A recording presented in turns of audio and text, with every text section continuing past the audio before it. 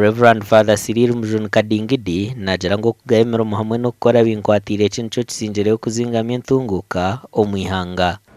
There are those with even masters, but from morning up to evening the person is watching TV because he doesn't have anything to do.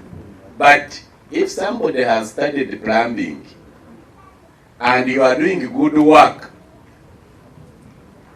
and you don't have work, there is a problem with you. Banamwe, there is time for everything. Mukatandika mbwenu mwama.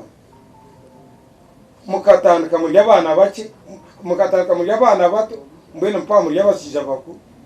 Oguna engeragera ngo abantu bine kwega koro mazima hamwe no buringaniza. These days people wait for miracles, forgetting that some of the miracles are living with us.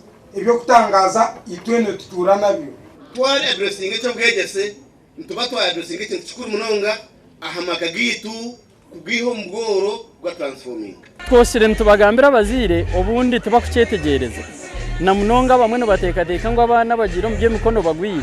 Konko umuntu oshikire nyoni manyango no warukuba arukuzo mu mikono. Ubwa nyuma yo kushaboku abeja bari kuhinguriga n'abahendiro kutende kombye mikono hitende cereri bahebwa amabara hagabo mukoro gwa ebemberwa rukure bigezo mu kitongore cha UBTEB. Dr.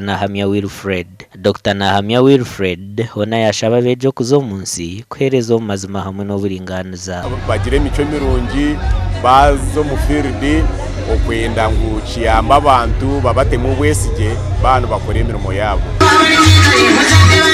Ahabwa TV West nde era akiza.